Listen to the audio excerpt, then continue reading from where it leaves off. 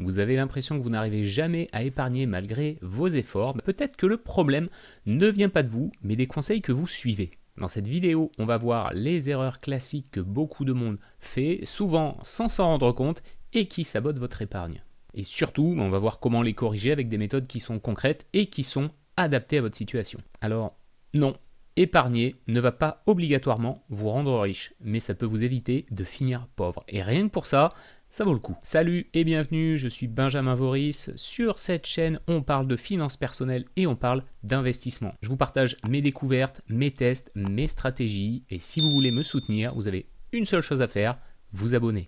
Aujourd'hui, on va voir 6 erreurs qui vous empêchent souvent d'épargner efficacement et ce que vous pouvez faire concrètement pour reprendre le contrôle. Et vous verrez que la 6e erreur, c'est quelque chose que j'ai rarement entendu. Pourquoi ? Parce que moi je suis convaincu que pour gérer votre argent, c'est pas d'appliquer des recettes qui sont toutes faites, c'est de comprendre ce qui va fonctionner pour vous.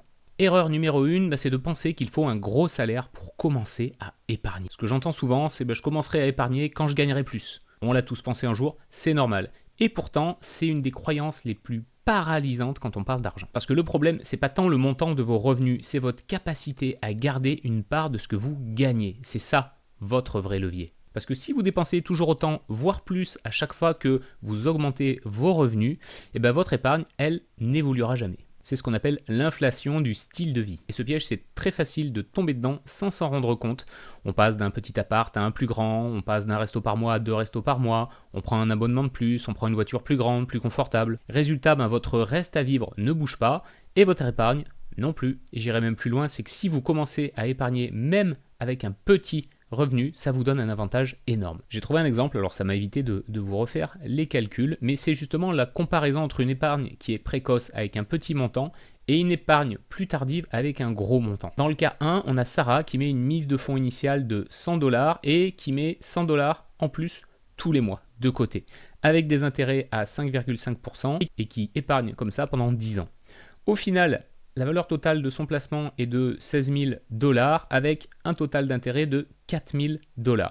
D'un autre côté, on a John qui lui a une mise de fonds de 3 000$, 150$ par an, toujours avec le même taux d'intérêt, donc ici 5, mais qui au lieu de partir sur 10 ans va partir sur 5. Au final, il a un capital de 14 000$, donc on n'a pas un gros écart avec Sarah, mais là où l'écart se creuse, c'est au niveau des intérêts qui sont acquis, puisque Sarah a quasiment acquis le double d'intérêt de John. Et ça, c'est la puissance des intérêts composés. Je vous ai fait une vidéo là-dessus, allez la voir si ça ne vous parle pas, c'est extrêmement important de comprendre ce point. La stratégie de Sarah, c'est de commencer tôt pour faire justement travailler le temps et faire fructifier les intérêts de ses placements. C'est pour ça que c'est indispensable de commencer dès que vous pouvez, même avec une petite somme. Ce qu'il faut retenir, c'est que l'épargne, ce n'est pas une question de montant, c'est une question d'habitude. C'est ce que j'appelle de l'hygiène financière. C'est pas de se dire, je commencerai à épargner quand je gagnerai 3 000€ par mois, c'est plutôt de se dire, je vais commencer, même si c'est qu'avec 30€ d'épargne mensuelle. Et cette régularité, même minime, en fait, elle vous donne des bons réflexes. Ça instaure une discipline qui sera précieuse pour vous quand vos revenus vont augmenter. Donc la solution, c'est de commencer petit, mais de commencer maintenant. Si vous êtes salarié, n'attendez pas que votre chef vous donne une augmentation. Plus vous commencez tôt, plus vous allez bénéficier de la puissance des intérêts composés. L'erreur numéro 2, c'est de ne pas savoir combien vous gagnez et combien vous dépensez. Gérer vos entrées et vos sorties financières, c'est le seul moyen de prendre des bonnes décisions, parce qu'on ne gère bien que ce que l'on mesure. Et pour faire ça, il n'y a pas 36 solutions, il faut tracer vos dépenses et tracer vos recettes. Pour vous simplifier la vie, je vais vous montrer un fichier Excel que j'ai fait sous Google Sheet, que j'utilise moi depuis 2016, ça fait presque 10 ans que je l'utilise pour tracer mes dépenses et mes revenus mensuels. Si vous voulez y accéder, je vous ai mis un lien en commentaire, comme ça vous pourrez l'utiliser aussi de votre côté pour faire ces calculs-là tous les mois. Comment ça marche ? C'est très simple, il y a un gros volet dépenses mensuelles qui sont divisés en dépenses récurrences fixes, donc c'est tout ce qui va être votre loyer, vos assurances, l'énergie, électricité, gaz, l'eau, l'abonnement téléphonique, internet, les frais bancaires, par exemple votre mutuelle, bref, tout ce qui tombe de manière quasi automatique tous les mois en termes de dépenses. Ensuite, j'ai un item alimentation avec tout ce qui est courses, restaurants, bars, un item abonnement avec par exemple la salle de sport, les abonnements de streaming, et enfin un item plaisir, sortie, imprévu, et enfants pour ceux qui ont des enfants. Évidemment, ce fichier il n'est pas figé, après libre à vous de l'adapter en fonction du type de dépenses que vous avez tous les mois. Pourquoi c'est important ? Parce que ça vous permet tous les mois de mettre par exemple l'ensemble de vos dépenses dans chacun des items. Ce qui vous donne un total annuel de combien vous avez dépensé par exemple en loyer, en courses, en assurance, en forfait internet et une moyenne également mensuelle. Alors petite astuce, si vous utilisez le fichier pour que votre moyenne mensuelle soit juste, vous avez cette case à modifier qui correspond au mois en cours. Donc là, si on est au mois par exemple de juin, je vais mettre un 6 et il me fera ma division par 6 dans la colonne moyenne mensuelle. Moi, ça me prend à peu près 10-15 minutes par mois de remplir ce fichier, de le mettre à jour, mais c'est une vraie boussole pour mes dépenses et pour mes investissements. Une fois que vous avez rempli les dépenses, il y a la partie revenus. Donc là, pareil, vous allez mettre tout ce qui concerne vos revenus. Est-ce que vous avez un salaire qui tombe tous les mois? Est-ce que vous avez des loyers qui viennent d'un investissement locatif? Est-ce que vous avez des dividendes qui viennent? Est-ce que vous avez d'autres sources de revenus? Même chose, est-ce que vous faites, vous avez peut-être une micro-entreprise? Est-ce que vous vendez des trucs sur le bon coin? Peu importe, mais vous pouvez avoir des revenus complémentaires. Et la même chose, les calculs se font de manière automatique et comme ça, vous aurez une vue globale de vos recettes et de vos dépenses mensuelles. L'avantage, c'est que ça vous permet aussi d'ajuster d'un mois sur l'autre et de voir quels sont vos gros postes de dépenses. Et évidemment, il va y avoir un item placement qui va correspondre à l'argent que vous mettez tous les mois sur vos investissements. Là aussi, libre à vous de l'adapter en fonction de là où vous allez mettre de l'argent tous les mois. Et une fois que vous avez tout rempli, vous avez la moyenne de vos revenus mensuels, de vos dépenses, de la somme que vous avez investie et de ce qui va vous rester potentiellement à la fin du mois. Si vous n'êtes pas familier avec Excel, et ça je peux le comprendre, il y a des applications qui existent que vous pouvez utiliser pour faire à peu près l'équivalent. Moi j'avoue que j'aime la flexibilité et la maîtrise complète de mon tableur. Ça me permet de l'adapter en fonction vraiment de mes besoins. C'est gratuit et je suis à peu près sûr que l'application sera toujours disponible. Ça peut paraître un peu hostile comme ça si vous ne l'avez jamais fait, mais je vous garantis que ça aussi c'est de l'hygiène financière. Mais c'est super intéressant à la fin de l'année de faire le bilan de combien j'ai gagné, combien j'ai dépensé, combien j'ai investi. Si vous voulez tester cette méthode-là, allez récupérer le fichier dans la description. L'erreur numéro 3, celle-ci je suis sûr que vous en avez entendu parler, il s'agit de se payer en dernier. Il y a beaucoup de gens qui attendent la fin du mois pour voir ce qu'il reste et se dire tiens, je vais économiser ce qu'il reste. Erreur fatale, en règle générale, il ne reste rien. La solution, c'est donc de faire l'inverse, c'est de vous payer en premier. Comment ça fonctionne et comment vous pouvez le mettre en place facilement, moi c'est ce que je fais, c'est de programmer un ou des virements automatique dès que votre salaire arrive. Et je vous l'ai dit, même 50 €, ça fait la différence. Si vous adoptez cette stratégie, vous vous adaptez à ce qu'il reste après avoir investi et pas l'inverse. Dans ma stratégie, 2-3 jours après avoir perçu mon salaire, j'ai des virements automatiques qui partent sur différents comptes. Par exemple, sur les livrets, sur de l'assurance vie, sur du PEA. Et vous avez même la possibilité sur des banques en ligne, moi j'utilise Boursorama, d'avoir 3 comptes courants gratuit. C'est super intéressant pour justement séparer les investissements et les dépenses. Par exemple, j'ai un compte courant que j'utilise pour mes dépenses du quotidien, j'en ai un autre pour gérer tout ce qui est investissement immobilier, et un troisième dont je vais vous parler tout à l'heure. Le gros avantage de cette méthode, c'est qu'une fois que c'est mis en place, vous n'avez plus à y penser. Tout se fait de manière automatique. Et investir, ça ne devient plus une contrainte, c'est quelque chose qui se fait tout seul. Après, évidemment, il faut toujours garder un œil dessus parce que vos revenus peuvent évoluer, donc il faudra éventuellement adapter, et ça on va le voir tout de suite, les sommes que vous voulez investir. L'erreur numéro 4 pour moi, c'est de vouloir appliquer la règle 50-30-20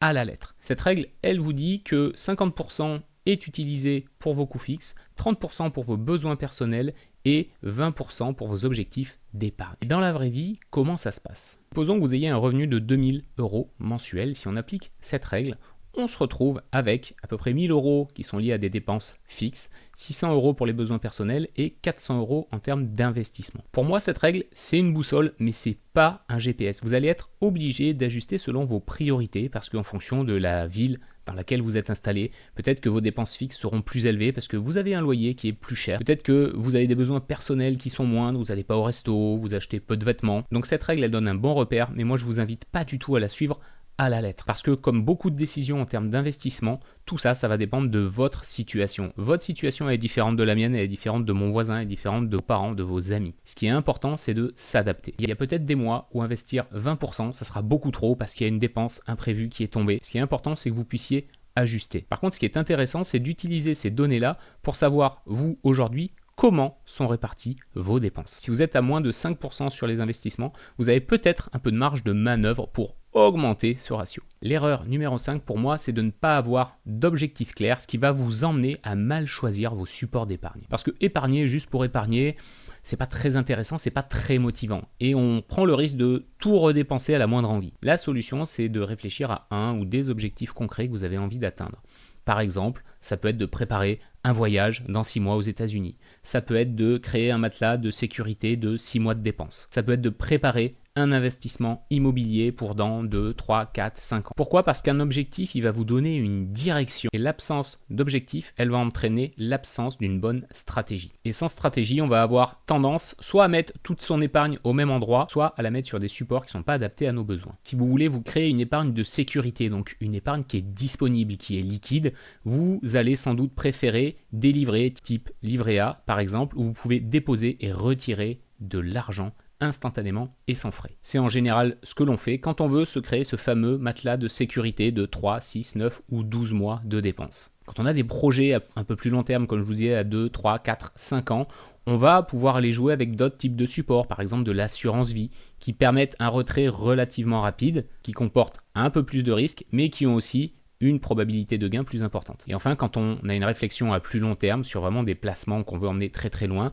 on va être sur des choses qui sont plus dynamiques, comme de la bourse par exemple, ou même de l'immobilier avec l'effet de levier du crédit. Après, vous êtes tous souverains, libre à vous de placer votre argent comme vous le voulez. Moi, je ne donne aucun conseil en investissement. Là encore, c'est une question qui est très personnelle et qui est complètement liée à votre situation. Du coup, la stratégie sera forcément différente pour tout le monde. Et enfin, l'erreur numéro 6, c'est quelque chose dont j'entends assez peu parler, mais qui pour moi est essentiel. Cette erreur, c'est de ne penser qu'en termes d'investissement. L'argent, souvent qui est mis de côté, on n'y touche pas, sauf en cas de pépin. Alors, si on a de l'épargne de précaution qui nous permet, par exemple, d'aller taper dedans pour changer la voiture, c'est très bien. Mais on a aussi souvent des placements qui sont à plus long terme, et ceux-là, on va avoir tendance à moins y toucher. Et le fait d'investir, de placer de l'argent que vous n'allez pas utiliser, ça peut être un petit peu frustrant. Et pour rééquilibrer un peu la balance, moi je me suis créé un compte fun. C'est un compte dans lequel je mets un montant mensuel que je suis obligé de dépenser. Que ce soit en sortie, en livres, un massage, un resto, un ciné, peu importe, la somme qui est sur ce compte doit être dépensée